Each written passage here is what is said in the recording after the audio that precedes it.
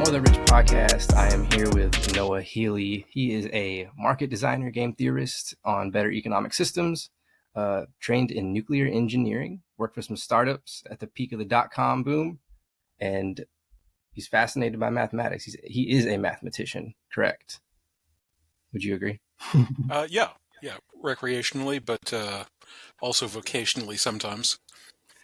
I find it funny. Nuclear. So are you like a big proponent of Oppenheimer?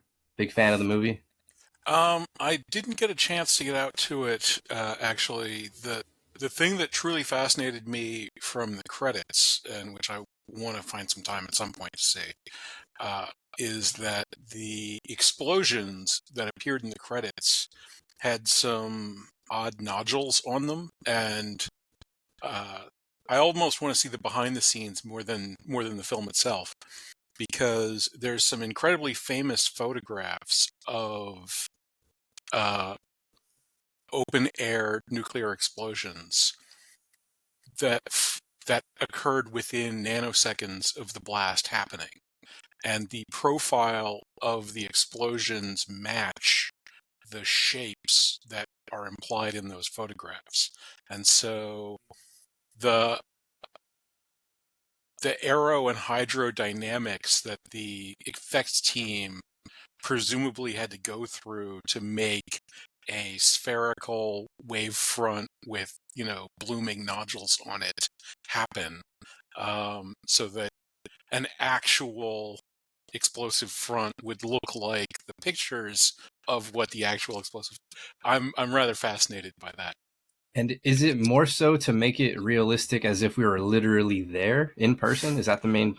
Well, so I assume that that's their motive for having done that, and Yeah, that yeah. detail, assuming that it was intentional and it's carried out. I mean, it appears in the trailer. I'm assuming that they knew what they were doing, but it would be a little disappointing if it was just sort of an accident, and when on broader examination, it's not really that way.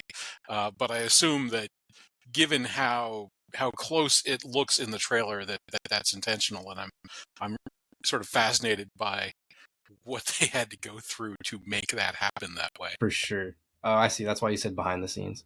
So I kind of want to get into your like childhood a little bit, just in the aspect of who gets interested in numbers. Like, what kind of person are you as a kid, where you're realizing like, yo, I'm really good at this, and people don't understand how good I am at this, and maybe like Well, talk about the interest pursuing it. as a kid, it was just a thing. I didn't really care that much about it one way or another. As a child, I was a lot more interested in wandering around in the creek behind my house or the woods across the street, or reading. I still to this day have a pretty extensive uh, library of children's fantasy, and Wow. my primary accolade for the Harry Potter phenomenon is that it caused a lot of uh, great children's fiction to become republished. And so books that I had read from the library, I could actually add to my own, because publishers realized that, children like that stuff, and Wow. reprinted it for people. Wow. But I did experience that in school, and I've mentioned this on other podcasts before. One of my first introductions was a counting exercise. Uh, they gave us these, mimeographed worksheets that had objects in arrays, and we were supposed to count up the number of objects. So there'd be like 3 apples by 4 apples or something, or whatever, and it was just a little blank, and you were supposed to write down the number of objects that were in each little square array. And I was the fastest child in my class to count up the numbers. And when I went up to hand in the worksheet, my teacher, I noticed, uh, wasn't just like looking at the numbers and check or Xing or whatever. She counted across the top of the rows and then down the side of the rows, and then checked. Her pencil like would go over and tick tick tick tick tick tick tick tick tick, like that. And that was intriguing to me, and I Caught the started pattern. thinking about like why does that makes sense, and started like teaching myself some basic arithmetic from that, and that happened, but I never really got into self-discovery of advanced mathematics. School isn't really designed to teach you how to do that. Um, but as I encountered new opportunities to discover advanced mathematics, each one was fascinating. Uh, the where I am today effectively happened because I got a job working with computers, and during school, computers were largely being presented as these devices that allowed you to create video games or perhaps work in the special effects industry, maybe, but mostly play video games. And though that was not interesting to like, building my own video games wasn't something I was interested in doing. So I was like, oh, Did okay, well, did you what's that? kind of have like some kind of uh like do you have any weird abilities while you're noticing this where you're like, wow, my depth perception, or I can just measure that from looking at it from far away? Were you noticing that like you were doing these things? Like what's the inside of your mind looking like? Well, so I did have a computational facility. So I was quicker at counting. I was quicker at adding. Um, in third grade, we had to have a notebook for each subject, and the idea would be that we would uh, write down assignments and do assignments and turn them in, and then get the notebook back, and it was sort of this passing back and forth.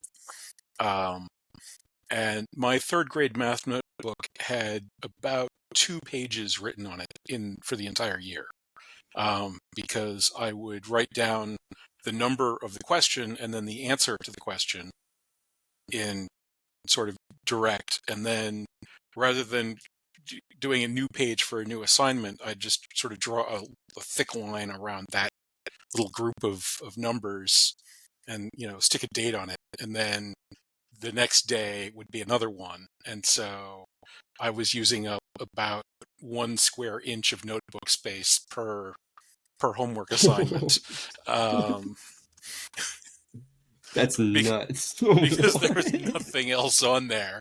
Uh,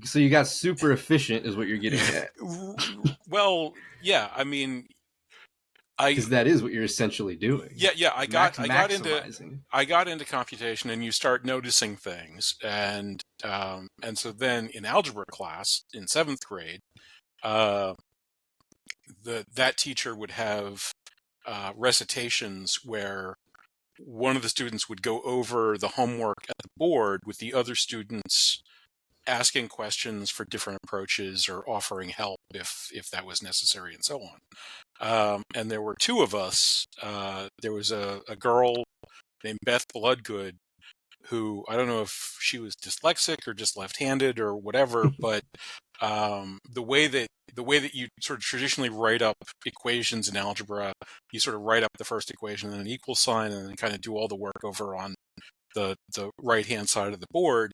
And she, for whatever reason, wrote up the equation and wrote the equal sign and did all the work on the left hand side of the board. And it was so mind bending to just write things on the wrong side of the board. He had to like stop getting her to do the writing things up the board recitations. But I was a lot worse than that, because I would say things like, can't you notice that 147 is divisible by 3, and then just trial a few multiples of 3 until you get to whatever the answer to this has to be, because one of the obvious factors of that particular quadratic is a triple, so And, just solve it you're that way. throwing them off. You're throwing them off Well, super early. so yeah, that was I would basically solve every problem by having some kind of insight into not the general form of the problem, but some specific property of the numbers that were in that problem. And within about a month, and there was only a handful of sessions for a month. He took me aside and just said, we gotta solve this. Like, you are confusing everybody else. Like, you can't. They're just trying to figure out how algebra works. You not Same. only already know how algebra works, but you also are, like, noticing properties of numbers which have nothing to do with how algebra works, and does let you solve problems faster, but it's just confusing these people who are trying to figure out how algebra works. Yeah. So you Yeah, go you're off you're and trying to show them how to get to Z, and they're trying to get to B, C, D kind of thing, right? right, yeah. So he just had me solve the problems in the math book on my own, which took about another month, and then I spent the rest of that class reading books that I brought into school. It actually started. He loaned me a copy of uh, Richard Feynman's autobiography, and I read that while I was in class. Interesting. Uh, I was and gonna say, like, what a weird perk to be like, yo, I guess I'll read because, like, it's not even, I don't know. And then it's so something you care about. I became somewhat notorious in after that and later in high school for having a book during school, reading it while walking through hallways, reading it in class. In my 8th grade civics class, the professor, the teacher would have like 1 day a week of homework. So all the homework for the entire week would get balled up, and then he'd do 1 day of class. So instead of grading all the papers, he would just go through all the questions and call on people at random, and you would answer the question. And so your homework grade was your class participation in that section, and you might be called upon for any of them. So what I would do during that class is the I would have the homework assignment book open and have my finger on the present question, and I'd have the book that I was reading for the day open, and I would be reading the book that I was reading. And every time I heard his voice again, I would move my finger down the page to the next question. And if he called on me, I would go over and look at the question and then say the answer and then go back to reading my book. And he was 100% cool with that. The teachers were generally fairly supportive of my eccentric behavior. That's pretty cool. So it's funny because in my head, you gave me quite a few glimpses of like a, I don't know how you feel about him, but you gave me a few glimpses of like a Weinstein, right? So I'm curious, what are your thoughts on unified theory? You don't have to go super detailed, but how do you feel about Eric Weinstein and what's happened to his career? Uh, I've heard of him and I've seen clips, probably accumulating to several hours at this point. Um, I'm not a specialist in the mathematics that he espouses. Yeah, Uh, yeah. so, and I've seen both him and his supporters' work and some of his detractors' papers on the subject, Mm-hmm. and I find the detractors more persuasive than him and his supporters are. Um, the the whole vibe of Eric is a little odd to me. He I agree seems with to that. be very well connected to something that's incredibly important, and his primary vibe is to claim that there's some much bigger thing that's a lot more important than whatever it is he's connected to, that he's trying to get people pointed at and engaged with. Um, uh, You feel he could be a little disinformation at this point? well, I don't really like. It could be well intentioned. So my sort of basic thesis is that we're looking at a societal shift at a scale larger than any societal shift we've seen in human history.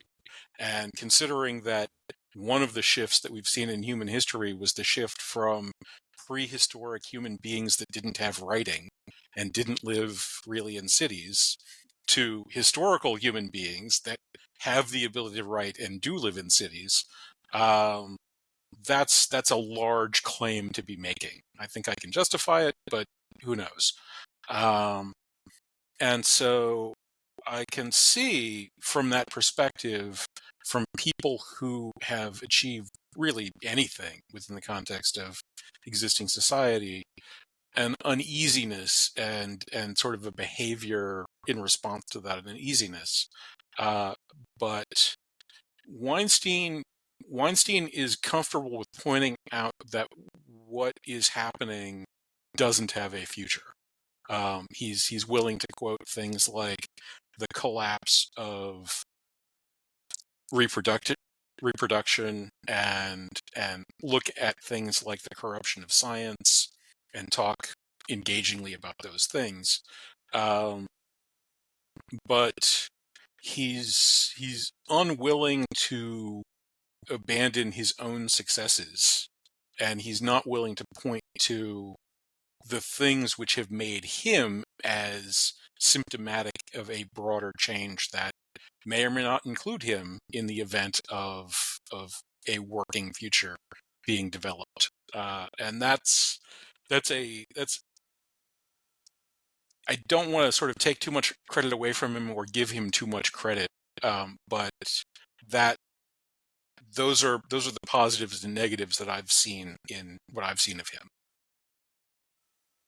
One of the things that I made recently, and you can give me your opinion on this, and just in terms of the technology, the implications, how you perceive what I'm about to say. So you can go to this link on your own time, tinyurl.com/time travel AI. Made a white paper, and I'm using AI to make these white papers, and they're gathering tons of white papers to make my research, right? One of the most read researchers on ResearchGate. On top of, they just did a deal partnership with Cambridge. So I'm like over here thinking like, wow, it's getting closer to peer review in journals and things like that. But what is your perception of what I'm saying right now? Because I'm telling you, like, obviously I don't expect time travel to be created, and I'm not saying that I'm an expert in any of these topics. And I'm trying to drive multiple industries forward, whether it's societal change or future sci-fi topics that I feel are important, or like another one I'm thinking of working on is disposable batteries, for example. So I'm just like, what are your thoughts on bringing sci-fi to life with technology now, and just how I'm speaking and what your perception is? So the prospect of using AI in a science fiction context Yeah. is an intriguing one. AI is already being successful in a scientific context. So Google's DeepMind team has produced two pretty stunning academic achievements in the last year or so. The first one is that they won a protein folding contest. Now, it certainly remains to be seen, and I haven't seen anything in the literature, that they kind of make these like world-changing announcements and then don't follow them up and don't do anything else. So that's very bizarre behavior. Um, but protein folding has been the holy grail of uh, molecular biology since molecular biology became a thing. And the implications of protein folding plus large amounts of computing resources is the ability to design synthetic life with arbitrarily designatable chemical properties. Um, So designer babies on another level. uh, way, way, way past that. Oh So, shit. um, wood burns at uh, 451 Fahrenheit, very famously. Ray Bradbury told all of us that. And that's basically the combustion temperature of carbon, oxygen, hydrogen chains into carbon dioxide and water. That's what powers you and me within our cells. But our bodies are not 451 degrees Fahrenheit. And that's because that process is being mediated in a way that allows us to extract the chemical energy that we can use in our muscles and nerves and, all the rest of our body processes at just 98.6 degrees or whatever you happen to run at. So that difference in temperature is down to chemical efficiencies that are brought about by enzyme catalysts. And if you know what a chemical process is that you want to have happen, if you have micro machines, nano machines, these chemical enzymes that match up with those chemical processes, you can moderate the energy requirements just the same way that if you have a long enough lever, as Archimedes said, you can move the world. I think I'm still not grasping that though. So keep going. Continue. What the ability to take an arbitrary chain of proteins, which is basically just a string of letters from an alphabet that's got 20 numbers in it, to figure out what that folds down to means that it becomes possible to generate the kinds of generative AI we presently have that can make plausible guesses. So I could say, this is a valuable chemical process, combustion inside a car engine, turning nitrogen in the air into fixed nitrogen in the soil, changing the digestive processes of mosquitoes to be poisonous to mosquitoes. So it Whatever sounds chemical like process I can imagine, I could take that shape, plug it into a computer, hand that digital shape to a computer program, and say, go invent me proteins that cause this reaction to happen more efficiently. it literally sounds like a Frankenstein. Uh, well, yeah, we could see a world in which we could breed artificial bacteria that produce high quality stainless steel. But also, I'm looking at it as like, why couldn't we put that into a robot and now you have a human doing that for you everywhere you go? Right. Well, and that's where artificial biology comes in. So we could have It sounds like you got a combinations personal of, wizard, like a wizard sidekick in a sense. well, so that gets into what computers actually are in the first place. Oh So shit. the mathematics That's that deep. This got deep. underlie what computers are is the encompassment of imagination within Wow. mathematics. And so Wow. computers are quite literally genies. You Computers can do anything that you can imagine if you ask them for it. but you just reconfirmed that I keep saying that AI is going to empower creatives to be like the most powerful beings on the planet technically. Like creatives now can have a tool that'll do what they need or want. Well, potentially, yes, but I'll caveat this rather strongly. It turns out that imagining things and asking for things is significantly more difficult than human beings generally regard it to be. And True. back in the 50s, when people were getting in the business of actually building computers in the first place, they felt that making computers, like getting transistors to actually stay on and not blow out like a bad light bulb, was the hard part. But that once we finally physically manifested these things, it was obviously going to be very easy to program computers because it's just math and people could behave logically, or at least mathematicians could behave logically, and it would all be fine. So It's like not what happened. chess, not remotely.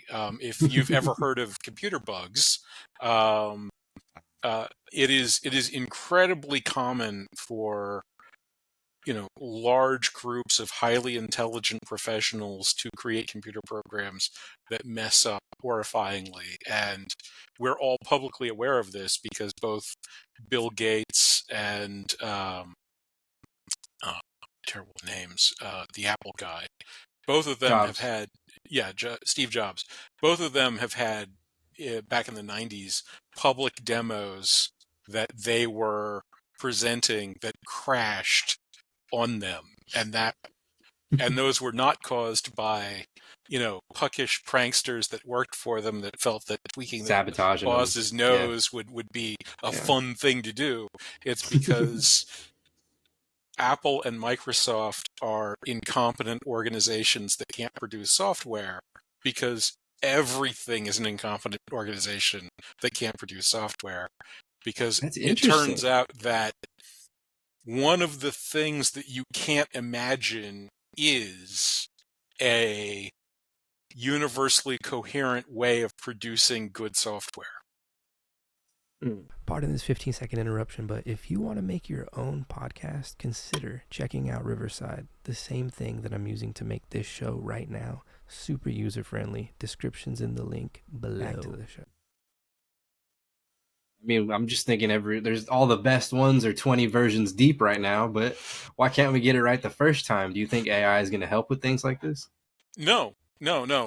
So AI, with things like Copilot, AI is already demonstrating a pretty serious advancement. I have a podcast on AI. My co-host, Marty Wiener, is former CTO of Reddit. He abandoned his preferred text editor in order to be able to try out Copilot. And he's like, this is a game changer. This is a completely new way of thinking about code. And I'm sure it is. However, it's occupying the same mental universe that all the rest of us are. And like all of us, if it were possible to cleanly create bug-free programs, then it would be possible to compute things that we know it's impossible to compute. And so it isn't possible to do that. So, just coming back a little bit to the time travel AI paper, what are your thoughts on time travel in any way? And just in terms of it maybe not being possible in our lifetime, but are the implications getting closer? Well, time travel has some pretty serious philosophical issues with causality. And however, from a sci-fi perspective, I'm a big fan of sci-fi. There are some pretty fun sci-fi time travel stories. I'm curious I what you actually, believe, though. We can go into them, but I definitely want to know your belief. Like, belief-wise, I I pretty much centralize things being coherently sensible, and so the breaking of causality implicit in time travel means that I don't think that it's physically real. Um, there there is a physical nature of time travel that is where it would be ubiquitous but unexperienceable. okay. So You can think the of like meditation or something. no. So the sort of the basic physics arrow entropy thing is that, say, you can watch a glass fall off a counter and shatter on the floor, and many people have seen things like this, but you cannot watch a scattered profusion of like orange juice and shards on a floor reassemble themselves into a full glass sitting on a table. Like, nobody's ever observed that to happen. But the equations of motion and energy and so on that we have are time symmetric. So they don't say anything about which direction of those things is possible. Ah, However, part of the system of that glass falling on the floor and shattering is your observation and memories of that glass falling on the floor and shattering, and communications that you might have with people in other rooms of, oh crap, that they hear, and their memories of what they heard, and so on. And so an implication of the time reversal nature of those equations, where the glass, reassembles itself and jumps back on the counter, is the simultaneous erasure of those perceptions and memories. So there could be something that caused time to rewind by a decade, but then all person's experience of that decade would be wiped free from the universe, and there would be nothing that happened as a result of that rewinding. And that's That seems to physically be, plausible. yeah, that seems to be what it always comes back to, is like time is all directions and the outcome is still the same, right? Well, in these cases, the outcome would not have to be the same, but every experience that exists would be part of a continuously accumulated experience that's of increasing entropy. Um, Do you shoot but down string theory? uh, I I don't find string theory to be particularly persuasive. It's continually fails the test of going back to Feynman. There's actually he mentions this in his books as well, but there's a very famous video of him up at a chalkboard talking about the scientific process. And he was sort of a very blunt-spoken type of person with this strong New York accent, which I will not attempt to imitate. But he says the first thing you do is you guess. We have a lot of fancy words, but that's what it is. It's a guess. And then you do some math to figure out what the consequences of your guess are. And then you do an experiment to see what actually happens. And if what actually happens doesn't match up with what your predictions are, then you're wrong. And you have to Interesting. guess again.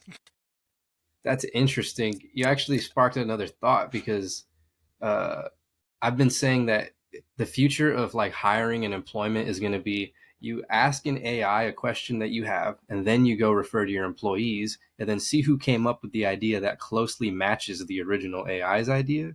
That's what I think the future of like promotion and like this person's onto something he knew type of a, I don't know. It's just I'm seeing the different aspects of how you can use it to identify talent in a way. Does that make sense? Potentially, but I think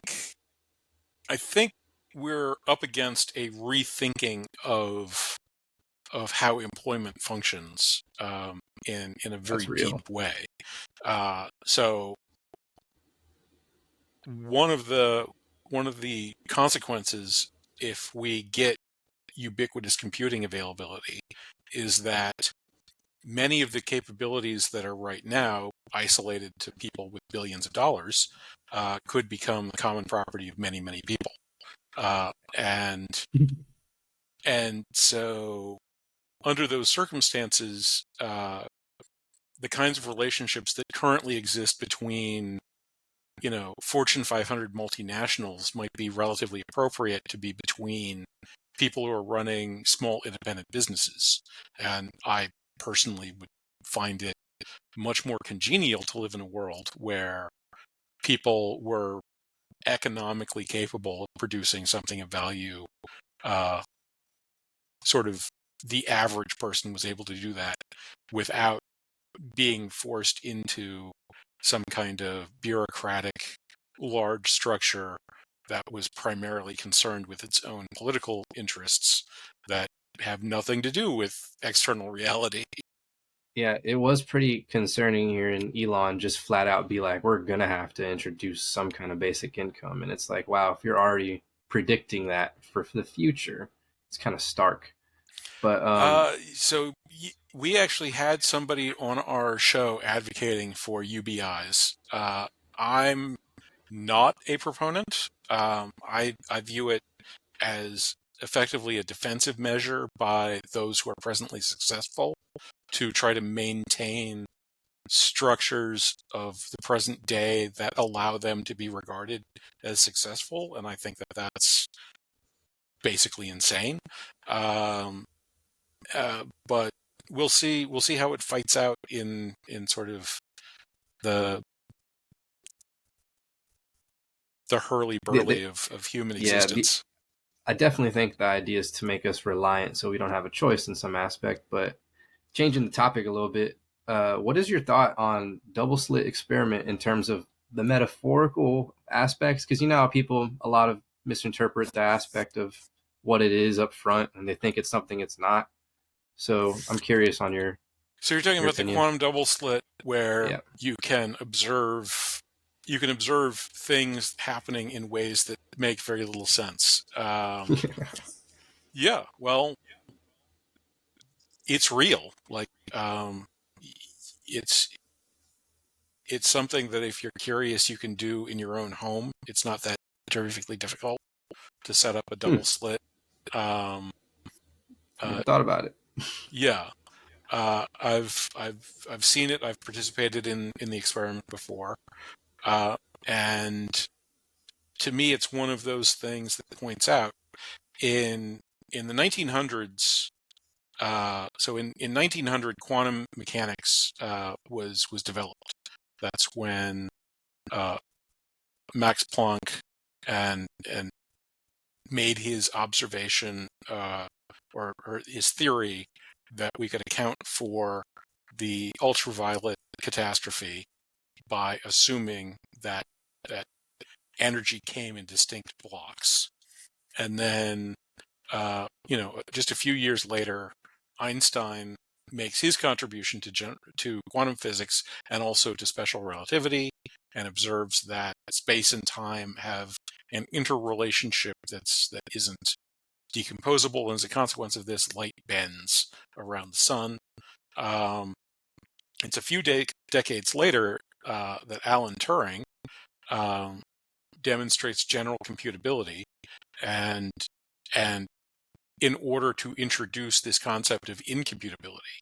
So here's a machine that can carry out any possible calculation, and here's things that this machine can't produce, because no calculation, no process you can even imagine can produce these outcomes.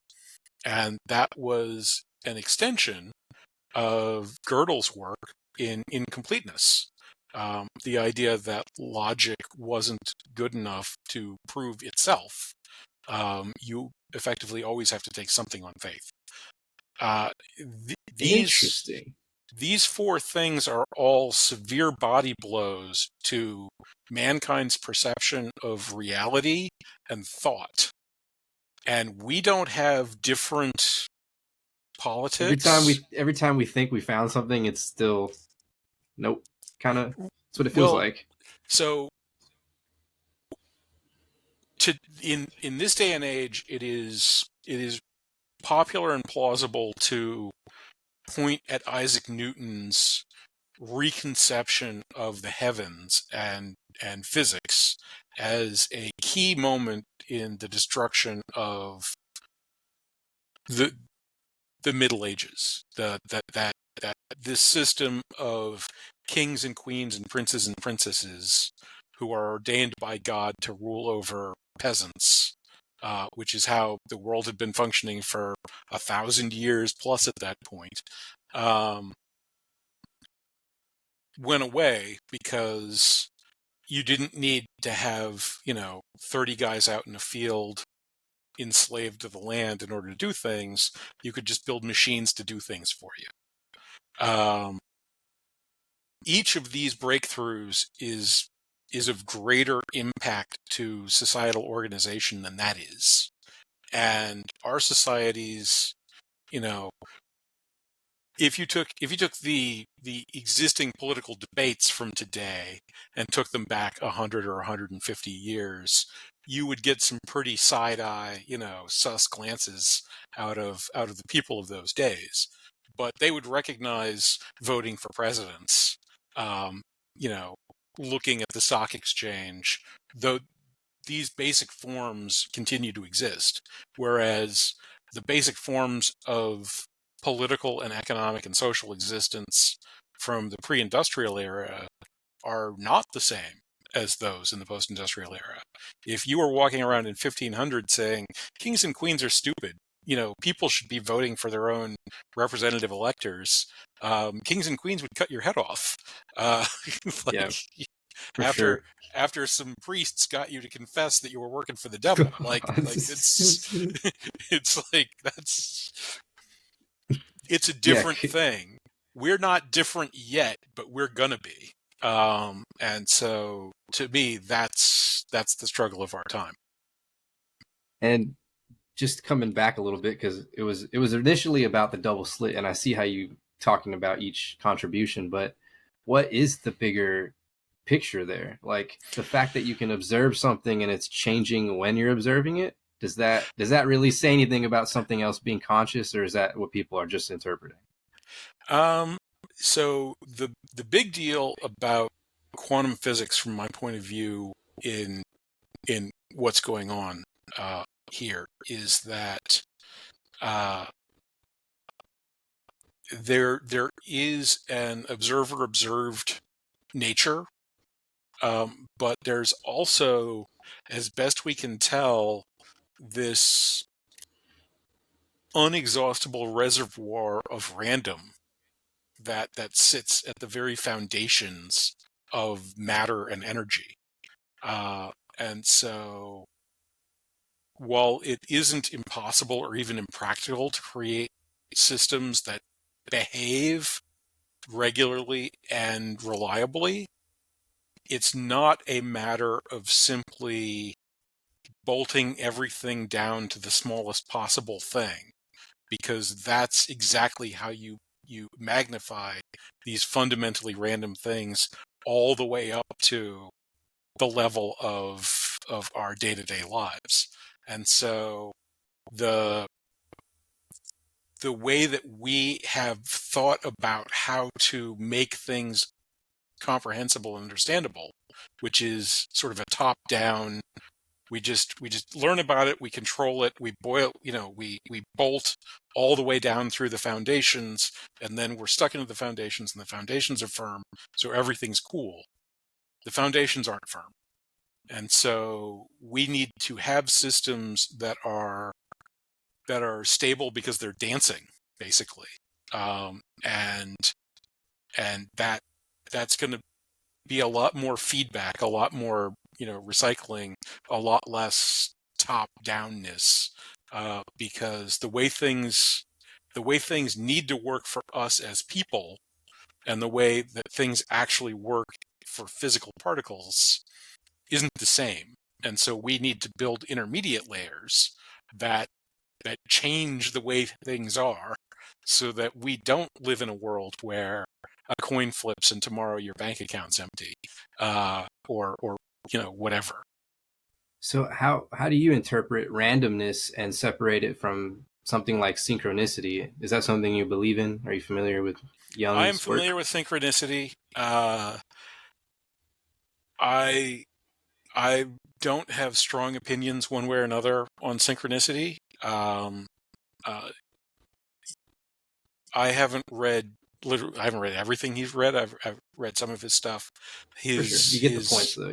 Yeah, I think I get the points. His logical grounding is much more mysticism based, which I don't find to be terribly persuasive, but I'm aware that that's sort of politically motivating for humans. Doesn't that come back to the faith though that we're talking about?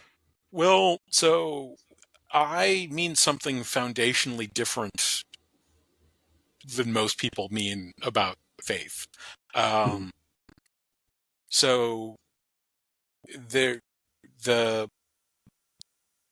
what incompleteness and incomputability have told us about mathematics, and consequently about philosophy, and consequently probably about reality, is that the system can't prove itself. So there have to be externalized sources of information, axioms, meaning, many different names in many different fields for this, that are then played out and played through within the system. But that doesn't mean that those things are themselves nonsensical. And in fact, if those things themselves are nonsensical, then the contents that are produced by them are nihilistically meaningless. And so while basically anybody could theoretically have faith in anything, if you choose to have faith that 1 equals 0, then you don't have a value system. And whatever else you happen to believe, because you believe a contradiction, will be contradicted and destroyed by that contradiction belief. So I see this as a major source of challenge, because our systems are based on things that we know to be false. Yeah. Markets, for example, use time as a fairness mechanism. They say first come, first serve. That's fair. Well, if time was an objective standard that everyone had equal access to, that would be fair. But time doesn't work like that. And the way we know time doesn't work like that is that your phone knows where you are because of clocks in the sky that are being adjusted based on their movement relative to the planet.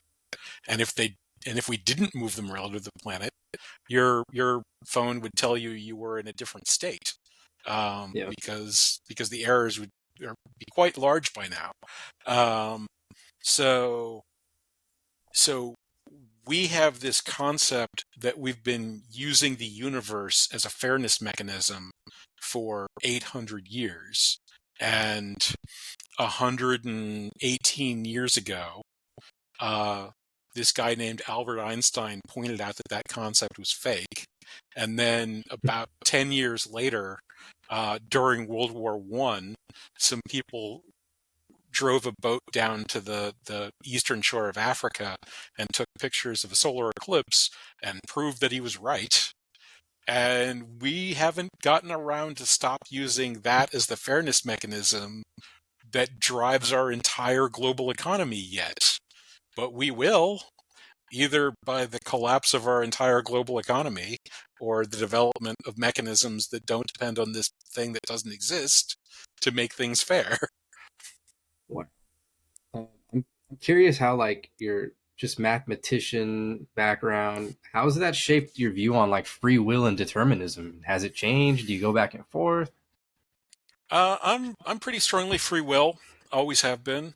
I'm not particularly enamored of determinism. Determinism isn't a necessary quality of even classical physics. And if you'd like a quick demo of that, it's quite easy. So in a deterministic universe, everything works forwards and backwards. You can take a picture of however anything is and run it forward as much as you want, or run it backwards as much as you want, and you can see the future and the past.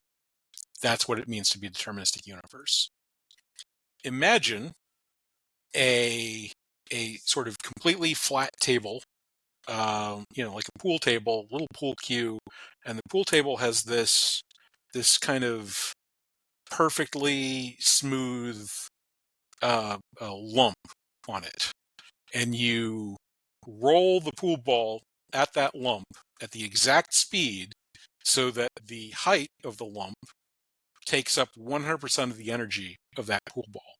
So when you roll it up, it rolls up the hill, it slows down, slows down, slows down, and when it gets to the exact top of that thing, it stops. Okay. Now, take a picture of that from any point in the future. Where'd the ball come from? You could have rolled that ball from any of 360 degrees around that thing to reach that stopping point. And you can't roll back past that. Like any deterministic system would have to say, oh, it's sitting there, it's stable, it must have just been sitting there for all of time. And so that simple, mental idea, which is just available in physics, basically kiboshes determinism. So I'm satisfied with the hypothesis of free will. How it physically manifests is not something that I have useful opinions on, I'm afraid.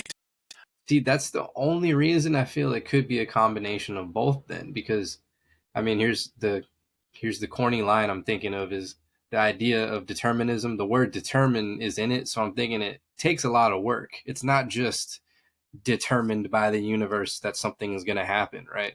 Like I do think that it has to do with free will involved in terms of a lot of work to put and maybe intent to be somewhere to Well, do so something. that you put your finger on one of the serious flaws with our present understanding of physics, and one that Weinstein himself is also subject to with his theory. And it's something that Feynman and Wolfram actually were both somewhat concerned with. Our current models of physics are don't scale computationally. So when we take a look at a big system, and it takes so many clock cycles for us to do the calculations of what's going on, when we cut that system in half, it doesn't take half as many clock cycles to do that. It usually takes about the same number of clock cycles. Sometimes if you transition from basically classical to basically quantum or something, it could take lots more clock cycles. So our existing models of physics and the existing mathematics that we use to describe physics imply that the computational density of the physical universe is infinite, because every microscopic piece of the universe is carrying itself out the way the universe carries itself out, and it takes effectively an infinite amount of computation to figure out what's supposed to be happening in that particular nano slice. Um, That makes sense. and that basically can't be true, which means that these theoretical, devices that we have must have some radically simpler mechanism that the universe would actually be exploiting in order to be a universe in the first place. Do you think we can get to these weird, simple universal truths where we're like, oh, this is how it works, and it's just the universe. It's just something we know. Finishing off, I don't know if that's going to be available to us. Improvement, yeah, I'm absolutely positive we can do lots better than we're doing right now. And I also don't think that just because you know how something works implies that we can create a way to like get out of here either. No, it certainly does not. Uh, there have been many prisoners who understand the rules of the prison and understand how where the bars are and how Wow, they work. And there have been very good, very few to get out. good analogy. Super good analogy. What are your thoughts on just UFO, alien life, all that? Is it real? Is it not? I'd say that it's pretty implausible. Um, the sources are of relatively low quality. I mean, lots of people talking about this are working with or for the government, um, and claiming that there's stuff that we're not allowed to see that proves that they're right. Which, okay, I'm having my own issues with governments that I'm not allowed to talk to. So my system, I'm trying to patent it, and my patent clerk thinks that I should get the patent, and my patent clerk's boss thinks I should get the patent. But as they've communicated to my attorney, they're under orders from someone they're not allowed to talk about, not to move forward with the patent, for reasons that they're also not allowed to talk about, except they don't understand what they've been told. So people who are apparently just spouting nonsense but have the power to tell them how to do their jobs have come to them and spouted nonsense to tell them how to do their jobs, and that's what they're doing now. So I have an Can you talk appeal. about what it was? Yeah, well, I mean, I just did basically. So I have a patent pending for my system to change how marketplaces work. And it's, as we were talking about before with the time fairness, I don't rely on non-physical natures of the existing system to provide the fairness within my proposal. And this system is at the same scale. roughly 300,000 times more algorithmically efficient than the markets that run out of Chicago, London, New York, and so on. I have gotten 2 different notices of acceptance, which in patent office lingo, once your clerk gives you notice of acceptance, you can take that and get your patent. The first one was ignored. There isn't a procedure for ignoring a notice of acceptance, but they did it anyway. The second one was withdrawn, which is what is normally supposed to happen. But what's supposed to come with the withdrawal of notice of acceptance is the reason why this was withdrawn. And the official reason for this withdrawal is nonsense. And it's nonsense because, as I've been told, or my lawyers have been told, the people whose job it is to write the reason down in the little plot there were given the reason by people that they can't understand and don't agree with, but aren't allowed to disagree with. So I'm in a Chinese telephone with somebody who may or may not make any sense at all, but who doesn't make sense to the people who are allowed to talk to me. And I've asked my congressional office to look into the matter, and the patent office lied to them about what was going on and told them never to come back again, which is basically where it stands. So the case is being appealed. It will be heard in July of 2025. And I've just in the last month or so started a petition to try to gather up however many people would be interested in living in a world that has an economy, and also living in a world where the federal government doesn't have shadowy figures controlling it while lying to Congress about it. So I'm trying to think of how my nonprofit can help, but if you want me to help with some outreach in terms of making it known, I can help with that, definitely. Oh, absolutely. Yes. I'll send you a link, and anything you could do to get the word out would be great. That sounds insane. Like, it sounds unreal. That's probably why they're like, nope. Because they're already saying it's good to go. Oh my gosh. Yeah. I have What are told the this story. implications? The implications of the granting of this patent. Yeah. It would be a lot easier to find somebody with the wherewithal to launch a marketplace in the United States of America. The implications of launching this marketplace in the United States of America are basically doubling the profit margins of every farm in the country, improving the economic value of mining, logging, fishing, and the near total collapse of the economy of Chicago and probably also New York. Whoa. What? Is it because of the industries that are there, I'm guessing?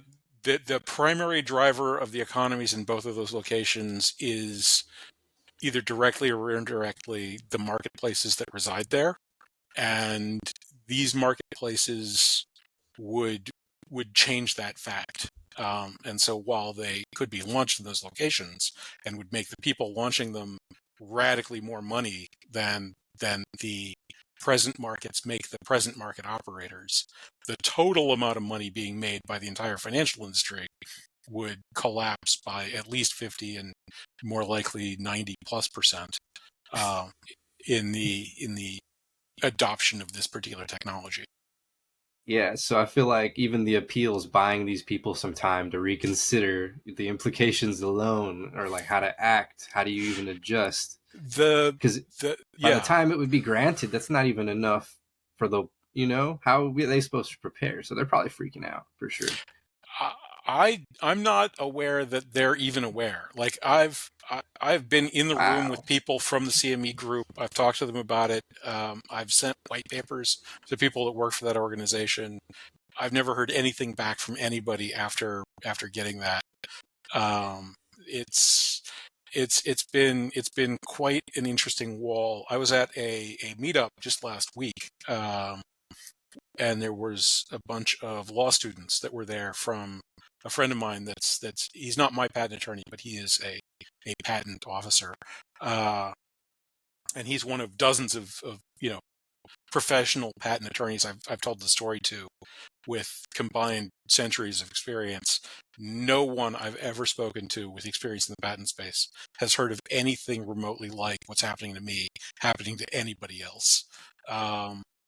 So these guys, they're college students, and they were like, "So what's the response you've been getting from people in the industry?" And I was like, "Well, nobody in the industry wants to make large amounts of money or do anything that's ethical, and they're uninterested in those things in those terms. Yes. Like if you offer the potential to make $100 million or have $1 billion or $100 billion under control, they're listening to Viably. you. If you offer them the ability to make $10 billion or have trillions of dollars under control, they're backing away. They don't want anything to do with that. And similarly, uh, the entire concept of fair deal does not register with these people. You They're know, only interested in edge and angle. it's funny you're saying this because I also got a rejection for a patent pending app, and it's specifically to measure the number of mobile businesses that are in America. It's one of the main parts of it because it doesn't exist. We don't know how many mobile businesses there are. We have no idea. And then it's supposed to help speed up, registering. So obviously implications for that are just tax revenue mainly, but yeah, the idea that nothing can get approved. I've had the same exact situations, but it's interesting. I'm very curious because mine in the best case potential was like supposedly, I'm not going to say it would, but it could be like $1 billion of revenue added because do you know how many businesses there are in America? There's a lot. I do not know how many businesses, and yes, it is a very large number. Yeah, but that's just yeah, just Yeah, thinking out some loud. people have more than one, in point of fact. So That's true too. That's very true.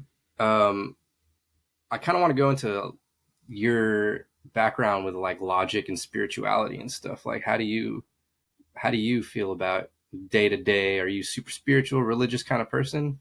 I don't anticipate you are. I'm not.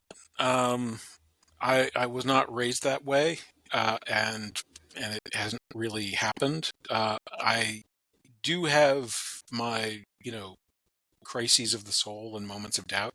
One that I've been struggling with for a little over a year now, um, and I've been exploring some sadly fairly unsatisfactory uh, religious apologetics in search of good responses for is that it's been demonstrated that trust and understanding are mutually incompatible concepts in universes interesting enough for arithmetic to exist, like ours, for example. Um, and I have a very difficult time reconciling what a mental system absent either one of those functions like. So if trust is possible but understanding isn't, then how exactly? Like what's the contents of what's being trusted?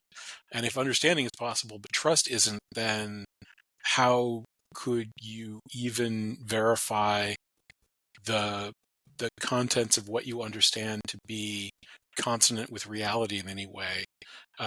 So this is causing me some serious issues, uh, and and Is it because I you don't lean one way or the other?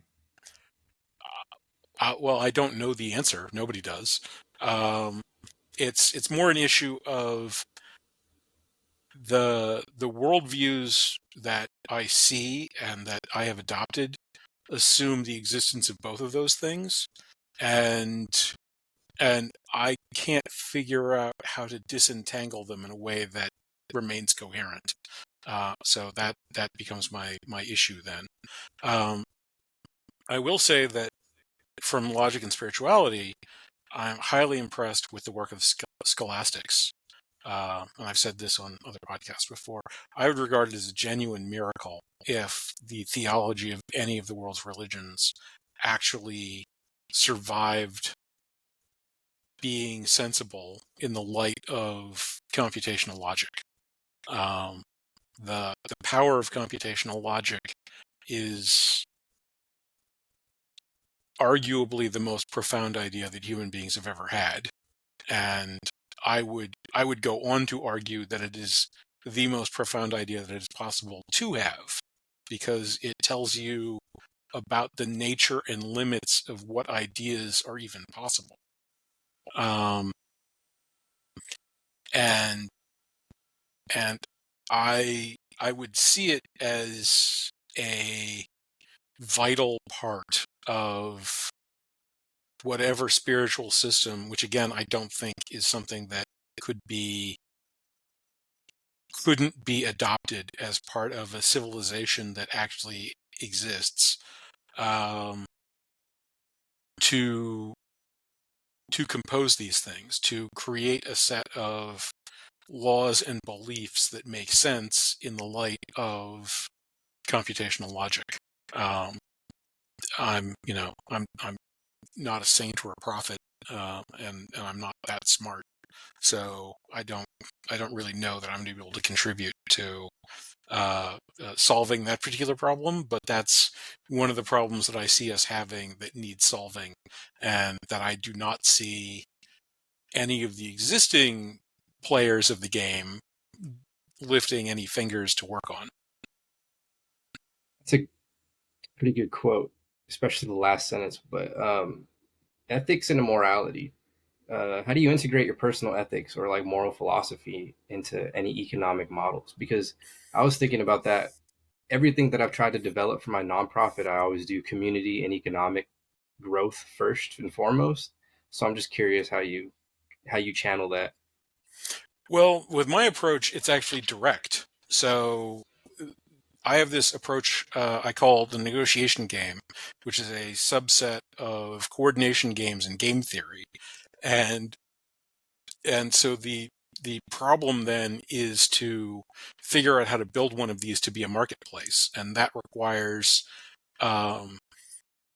effectively putting the algebraic and calculus mechanics of your ethical perceptions on it. And so my ethical take on the marketplace is that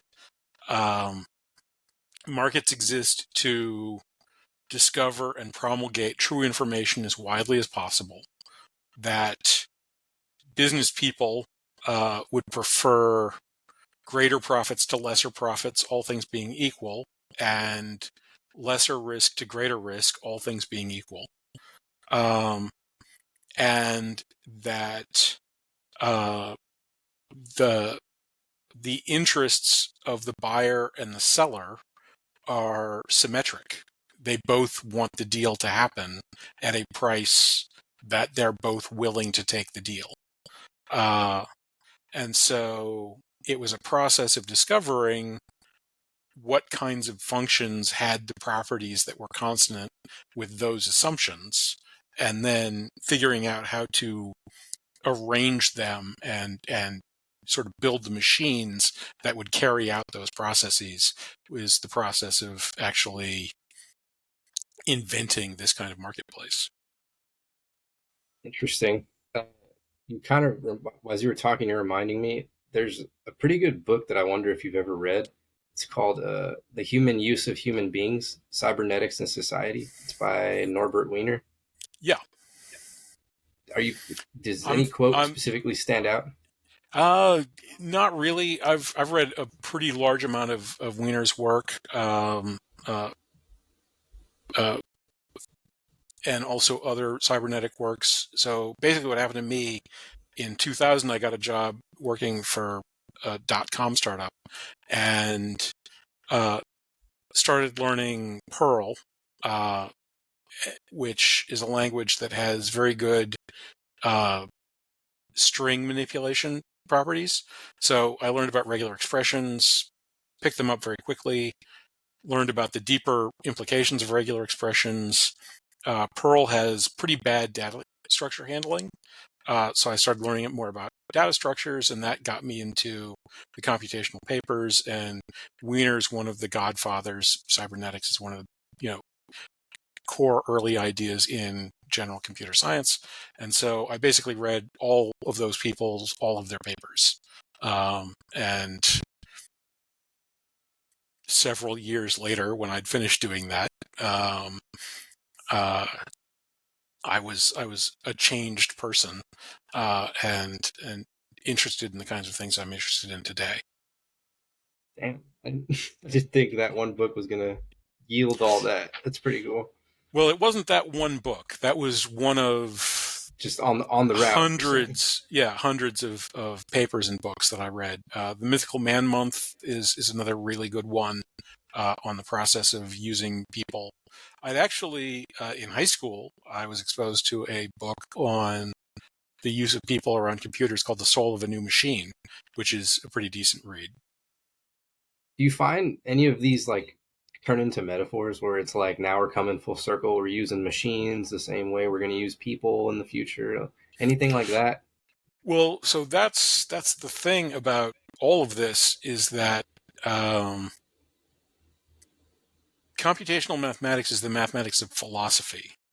And so metaphor, equation, all of these tools that we have built up across what we see as different disciplines, like logic and math and science and humanities, are really different expressions of information functions.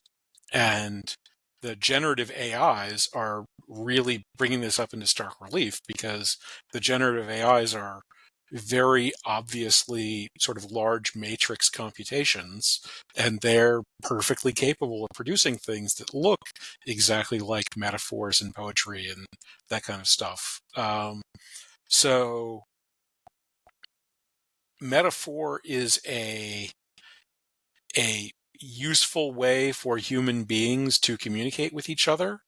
And I constantly have to struggle against just dropping into the calculus because it's so much easier to talk about these things in real Yeah. terms using actual things that mean something. Um, but most people won't go along with that. And so that's like, I've been working on this for a decade. I've been trying to build up my stock of metaphors and ideas and little wedges that'll get people to, signal the right way. I feel like AI can help with these things because even when you're talking about your little internal crisis with your back and forth on the thoughts, I feel like you would be able to pull that out and separate them and then delineate between the two. It's possible. So I know that most people have found Gemini to be unusable, but fortunately I'm smarter than the people at Google, so I don't have a problem with that. And I wrote a white paper quite some time ago, and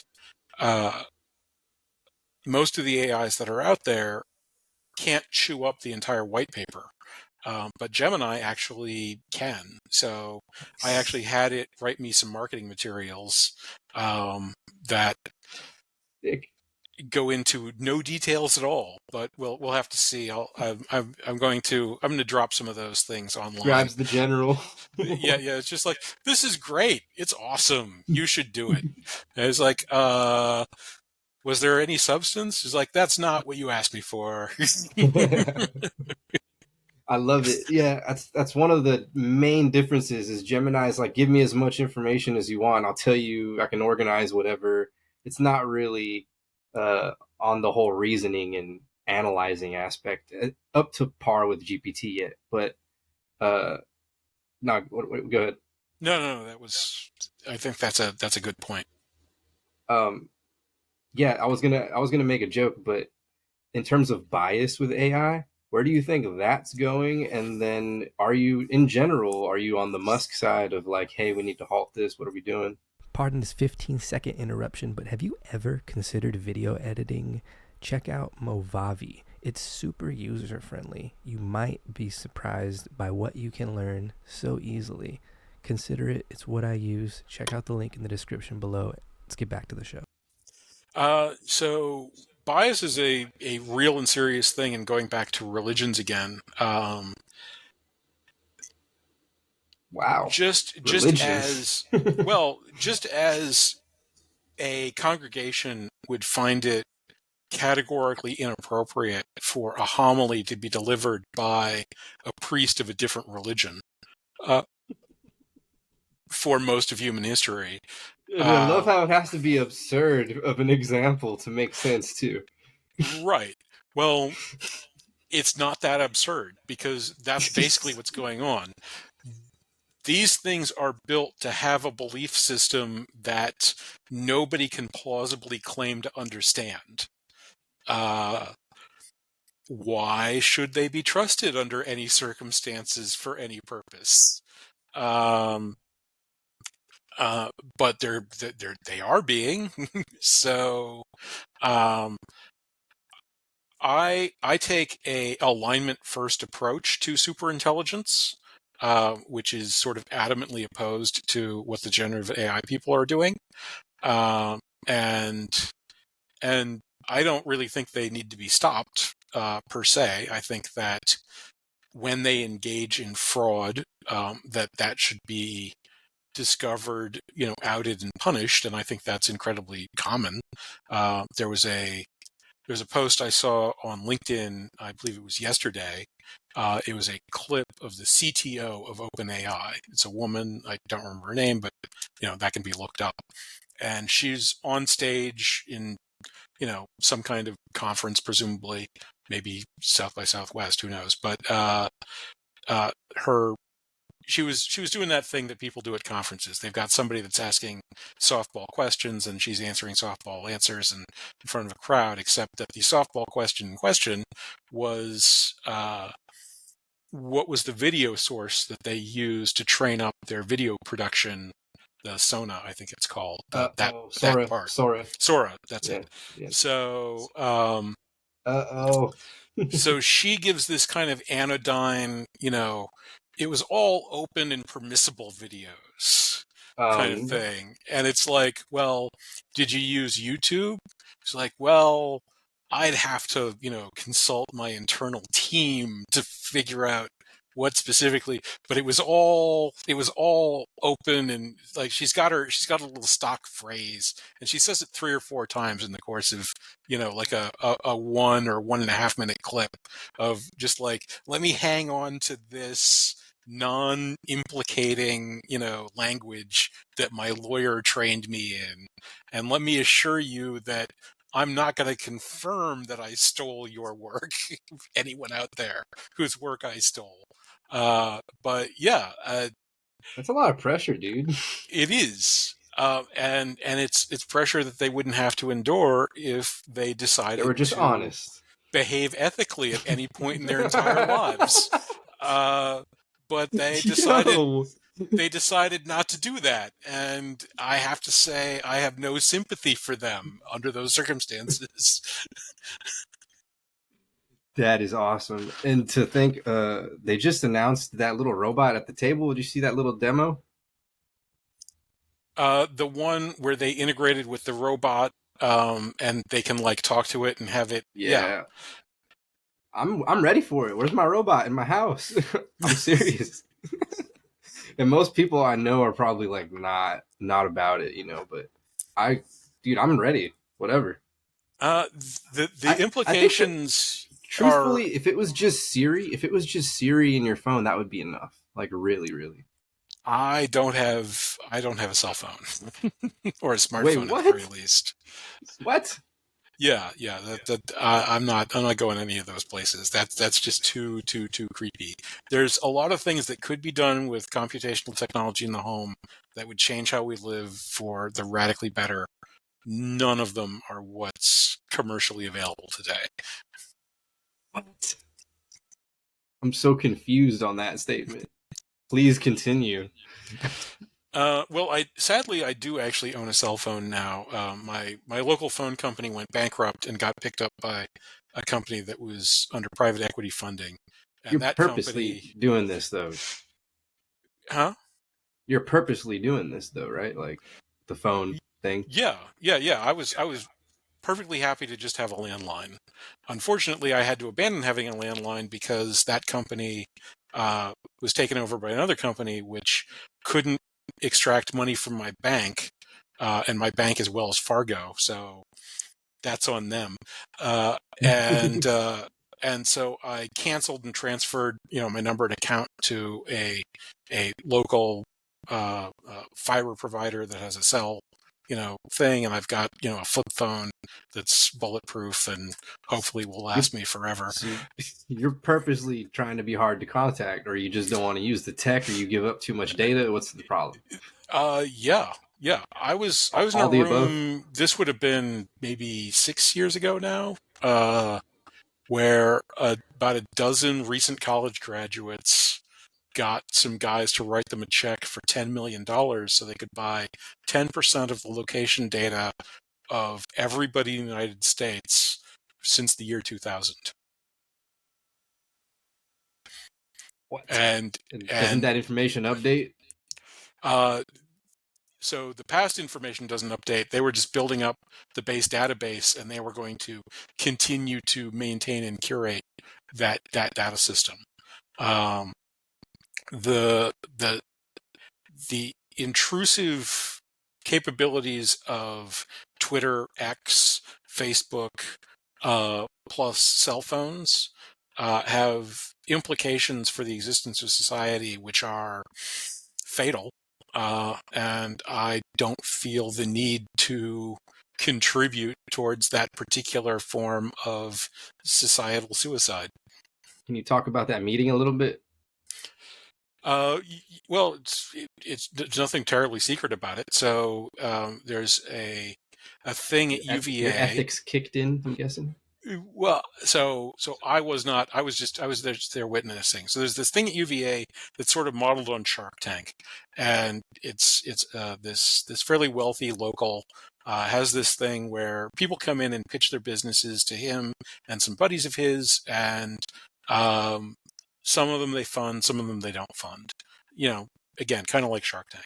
So there were 4 or 5 different businesses that pitched, and the meetings are open, and I heard about it and got an invite.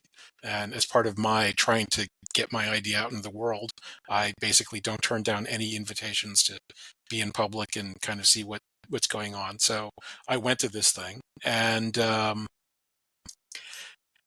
so there was a company that was um, like trying to shift from having a a like cooking business in a truck to having a restaurant, and there was a company that had developed a cold brew coffee solution uh, for work environments where you could buy a on-site cafe, and they would sort of you know ship it in and give you high quality coffee in your office and that kind of stuff as a license. And there was something else, and then the last two uh, were one, this group of kids that had developed an app called Find My Friends, where you could register your cell phone and give it a whitelist, and your friends who were on the whitelist could find out where your cell phone was if you got lost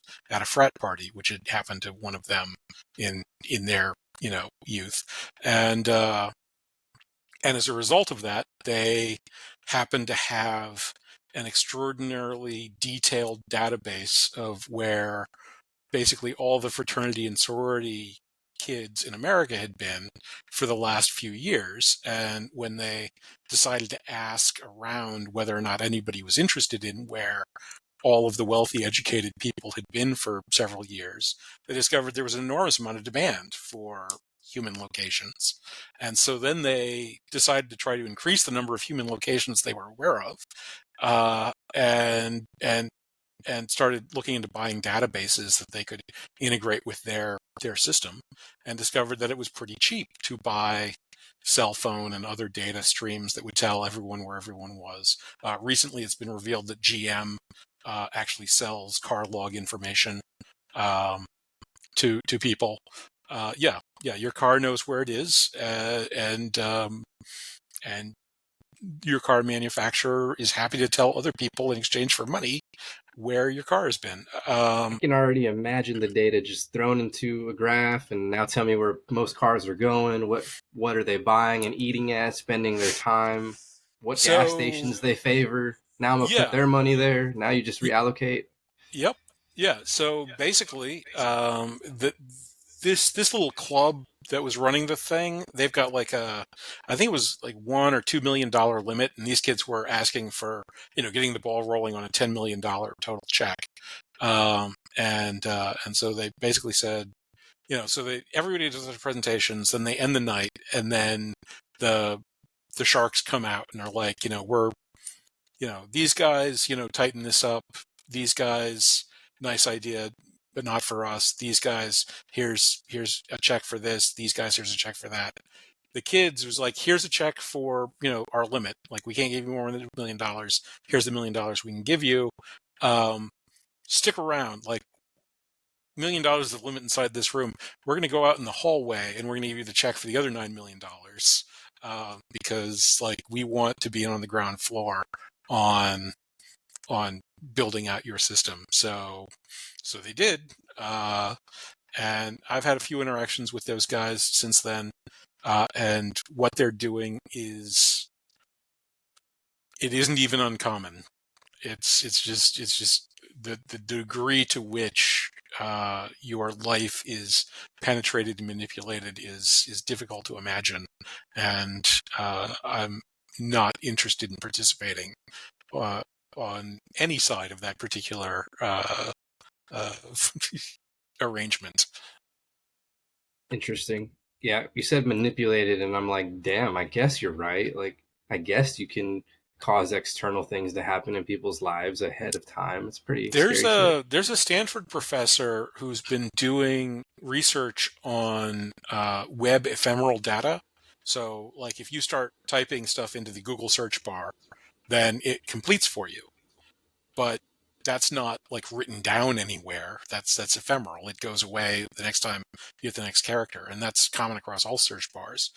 He's discovered that the contents of that ephemeral data materially changes the what people actually wind up searching for, and that he can detect differences in the voting patterns of people who are being exposed to ephemeral data that Google knows is being watched and Google doesn't know is being watched. So, What? and Facebook, they've admitted this.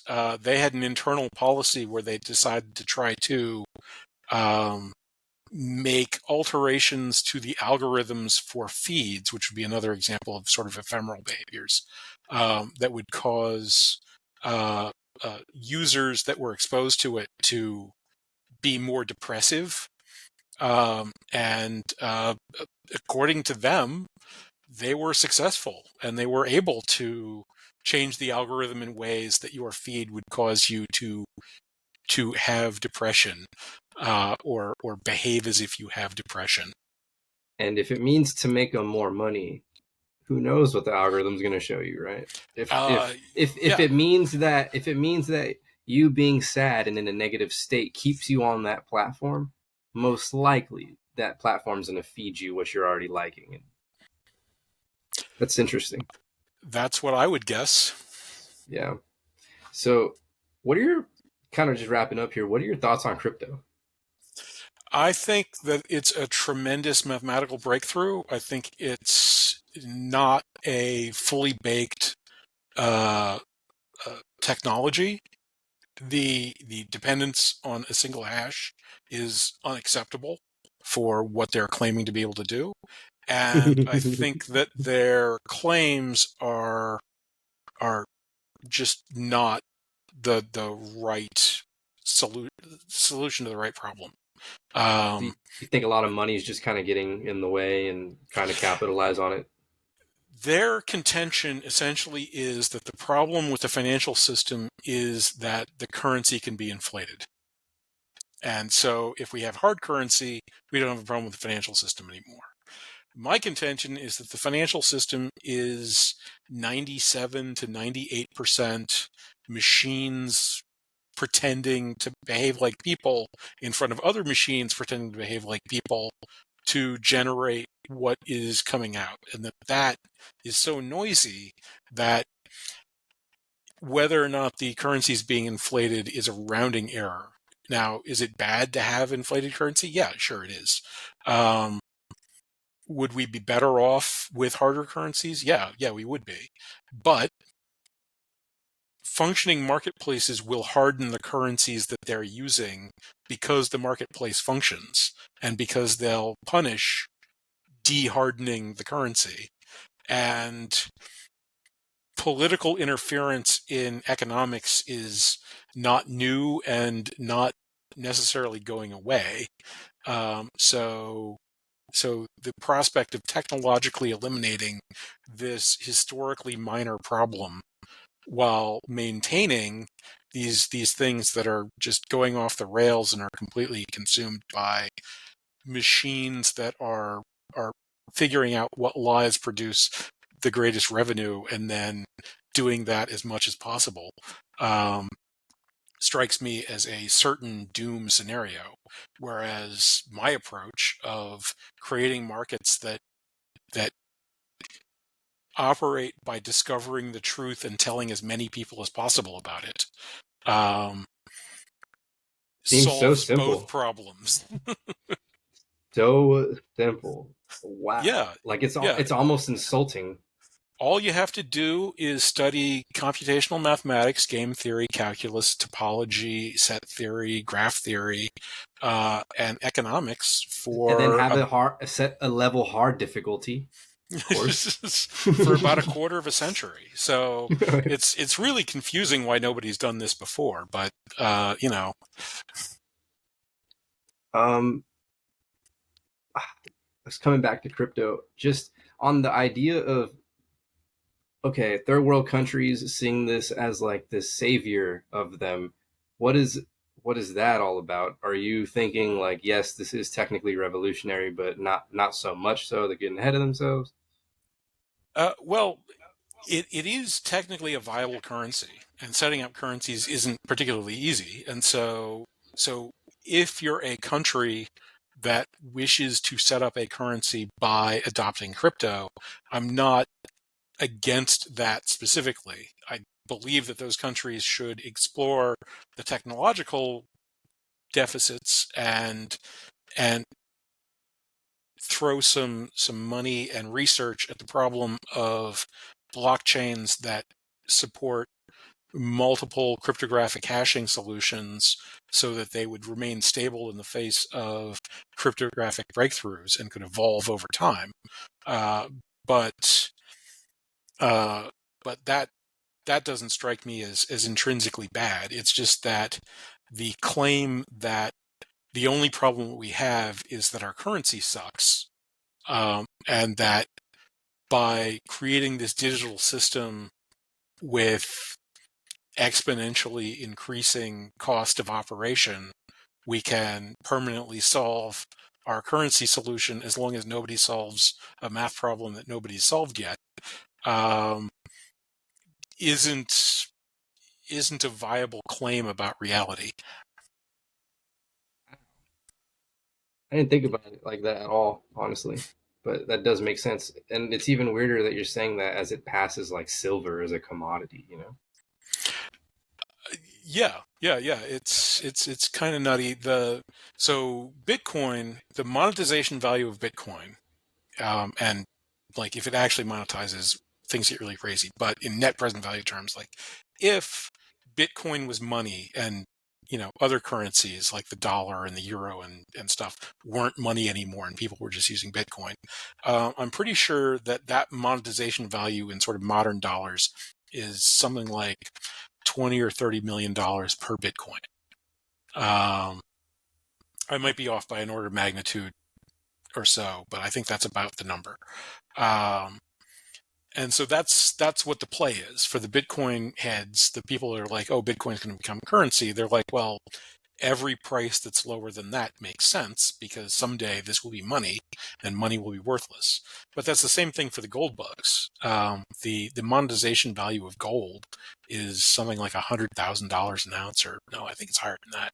It's like $500,000 an ounce these days. I can't remember exactly. Anyway, it's straightforward-ish to figure out what the answer is. You just figure out what the global currency stock is, and there's people that will actually tell you approximations, and you divide by the sort of known, proven, and total reserves of gold by troy ounces, and that figure's also publicly available. And it's a big, gold's got a long way to go before it fully monetizes. And if gold fully monetizes, it's pretty senseless to be investing in other things because it's going to be crazy. But there's nothing forcing gold or Bitcoin to eventually monetize. And there are demonetization things that can occur to either of them, frankly. Besides the obvious ones, what do you see blockchain disrupting the most? Like what industries? The ones where it's had the largest disruptive field so far is in identity. So Of course. there are a lot of industries where being who a person says they are is very important. There's a thing in finance called KYC, know your customer. But I'm on the Pi network. Yeah, a lot of heavily regulated industries have very tight requirements for who is and isn't allowed to be whoever they are. And so biometrics on blockchain are the pretty quickly dominant way that those things are being addressed. Kind of invasive, no? But I guess you're signing it up, letting it go. Yeah. Well, the trick again is that all the existing technologies are hash limited. So, some very, very, very smart person might solve one of these problems tomorrow, at which point Ethereum or blockchain or, Doge or any other one you care to name, if their hash gets broken, then they're broken. And people can simply create unfalsifiable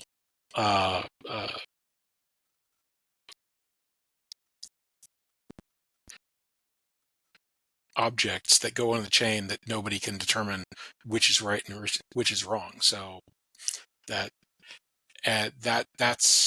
a lot too insecure for me. How much do you think is actually contributed to like maybe the population specifically not seeing any progress with the government?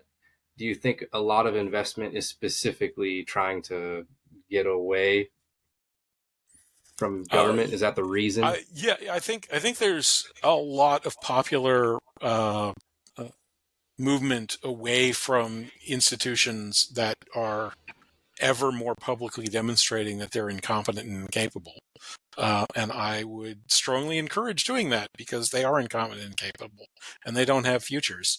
However, I would, if you're going to move in that direction, move towards something else that can work, because we can't. The institutionalists are right that we cannot live without our institutions. Their second statement that therefore we have to cling to these pieces of garbage is total bunk.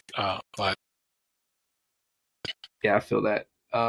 Kind of last questions are about philosophy. Do you have any favorite philosophers and anything specific that you like to quote, live by? Any good books, authors? I've read a lot of philosophers. Quotes I'm not nearly as good at, generally speaking. Maybe just favorite But philosophers or something. yeah, the computational philosophy, things like Alan Turing, and just the conception of philosophy as a mechanical process and the implications of that are mind-breaking. Like, does it keep you going type of mind breaking? Oh yeah. I have a thing. You can find me online. I've done it for another podcast. There's a thing you can do where you can count past infinity. Um, and in terms of mind expansion, that's a pretty amazing exercise. Like what? Doesn't make sense to me, but I'll check out the video for sure. Um, any parallels between the study of consciousness in philosophy and computational models? Yeah, absolutely. So the point of general computation is that a system is capable of general computation when it's capable of creating within itself a system capable of general computation. So if you can describe something that can describe anything, then you can describe anything. Um, and consciousness seems to have a great deal to do with self-awareness. And so a system that's capable of fully describing itself is at the outer limits of self-awareness. So there's a tight link between conscious and computational systems. Interesting. What about concepts of consciousness and awareness that influence the future of like economic systems, AI development? Well, I think that's the core problem, is that we have machines that evince consciousness like behavior, uh, and our institutions are based on the idea that all language, all decision is rooted in humans, and that's just false, and it's been false for longer than I've personally been alive. So we need to rebuild institutions that can take on inputs from machines that might have consciousness or have something that's similar enough to consciousness to be important, but don't have consciences. There's no system of understanding that allows me to describe my computer as having a soul, and and so that becomes a hell of a challenge, because if most of the acting agents in our society are soulless machines, what would your society look It's like if funny. most of the people in your It's society were serial killers? Like, I wouldn't want to live just there. yeah. That's funny you said that. If you get some time, I wrote another paper, tinyurl.com/coding compassion. So that's specifically about coding compassion into AI robot systems and stuff. It's probably one of my most read in the last month, but I think you'll like it. Awesome. Um, last question is what does it mean to be more than rich to you? Uh, well, going beyond economic wealth, I think there's enormous scope for family, friends, culture, uh, uh, just enlightening the soul that exists within society. I've done a lot more of those kinds of things than I've done producing wealth, actually, to the point where it's getting a little touch and go. But yeah, I think that lives have value beyond their economic prospects, and it would be evil to regard it as otherwise. Uh, I've done in my life like a lot of free work, and I felt like that kind of resonated with what you said. But do you agree with the notion that you never know when like just doing free work and helping people, not for money, not for financial gain monetarily, that it often leads to other greater, bigger things in your experience? I think it probably could. Yes. Uh, like, in my case, I have essentially reinvented economics as a personal challenge, to solve an interesting math problem. And if I can get, frankly, a few hundred of you to agree with me, then that could lead to, again, doubling human wealth, which is, you know riches far beyond anything I was remotely conceiving working on. That's a pretty good way to end it. You You kind of remind me of my cousin quite a bit. He probably put you in touch with him after this podcast, but super insightful. Learned more than probably all of my podcasts in these couple hours. So I definitely appreciate it. I don't know if you have any last words or you want to do your promotions or where to find you. That'd be cool. Anything you got to You promote? can find me, Noah P. Healy at yahoo.com if you want to reach out. I'm on LinkedIn, Noah Healy there. I've got a podcast, The Fourth Age, The AI Revolution. We just released episode 14. And as I said, I've got a petition on change.org, CDM_patent. And anybody who, would like there to be sensible IP or an economy in the future, please reach out and give me a sign. Definitely send me that so I can drop it in the description below on the video. Will So do. yeah, make you easy to find. And once again, appreciate it. Learned a lot. Hopefully we can do this again and come even more prepared. Absolutely. Appreciate you. Thanks.